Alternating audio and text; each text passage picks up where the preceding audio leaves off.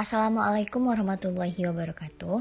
Perkenalkan, saya Aziza Wulandari Elsa dengan NIM 18231003 dalam mata kuliah Ilmu Kebumian dan Astronomi.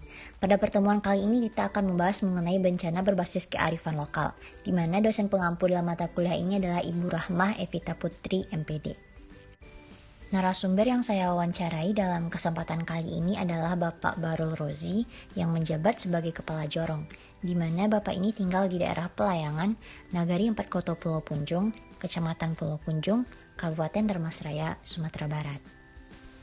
Berdasarkan hasil wawancara bersama Bapak Jorong, bencana yang sering terjadi di daerah Pelayangan ini yaitu banjir bandang, di mana banjir ini disebabkan karena meluapnya air di Sungai Batanghari. Banjir ini dapat terjadi ketika curah hujan sangat tinggi dalam rentang waktu yang cukup lama. Dapat dilihat dalam foto yang dilampirkan pada PowerPoint, gambar banjir tersebut merupakan salah satu banjir bandang terparah dalam 10 tahun terakhir ini, yaitu pada bulan Desember tahun 2019. Selanjutnya yaitu mengenai apa saja yang telah dilakukan pemerintah untuk memitigasi bencana. Berdasarkan hasil wawancara bersama Bapak Jorong, terdapat 6 upaya yang telah dilakukan pemerintah untuk memitigasi bencana banjir bandang di daerah Pelayangan ini. Di antaranya adalah yang pertama yaitu melakukan sosialisasi kepada masyarakat setempat. Sosialisasi ini dilakukan oleh pihak BNPB untuk meningkatkan kewaspadaan masyarakat setempat mengenai bencana banjir yang disebabkan oleh Sungai Batanghari. Yang kedua yaitu melakukan kerja bakti. Biasanya kegiatan ini dilakukan masyarakat setempat untuk meminimalisir dampak bencana yang terjadi ketika banjir.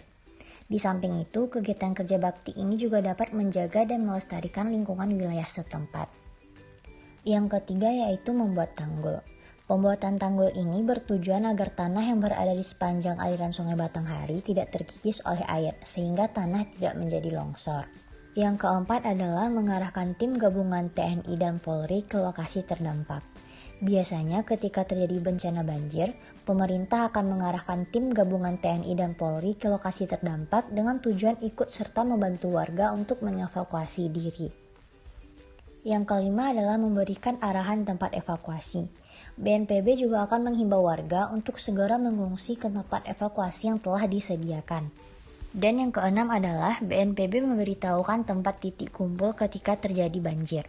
Biasanya daerah yang digunakan untuk menjadi tempat titik kumpul dalam bencana banjir ini adalah daerah Tanah Lapang Pasar Lama, yang mana daerah ini cukup tinggi dan luas. Langkah mitigasi yang telah dilakukan oleh pemerintah Kabupaten Dharmasraya dalam menyikapi bencana pada daerah rawan banjir di Pelayangan Kecamatan Pulau Punjung ini sudah cukup bagus dan sesuai dengan mitigasi bencana pada umumnya. Namun, terdapat beberapa langkah mitigasi tambahan menurut saya, yaitu yang pertama menyediakan peta evakuasi. Karena di daerah Pelayangan ini belum terdapatnya peta evakuasi, sehingga akan sangat susah jika ada pendatang baru di daerah ini ketika terjadi banjir. Yang kedua yaitu penyediaan air bersih. Berdasarkan wawancara yang telah dilakukan bersama Bapak Jorong, terdapat kendala air bersih yang sulit didapatkan ketika terjadi bencana banjir di daerah tersebut. Sehingga seharusnya pemerintah sudah menyiapkan itu jika sewaktu-waktu terjadi bencana banjir, karena air bersih merupakan hal yang sangat penting dalam kehidupan sehari-hari. Yang ketiga yaitu menyediakan tempat sampah di sekitaran aliran sungai. Karena di sekitaran aliran Sungai Batanghari masih banyak terdapat masyarakat yang membuang sampahnya ke sungai. Untuk itu diperlukan tempat sampah yang cukup banyak di sekitaran sungai dan menetapkan peraturan jika ada yang membuang sampah ke sungai akan diberikan denda. Dan yang keempat yaitu menyediakan sirine peringatan dini ketika terjadi banjir.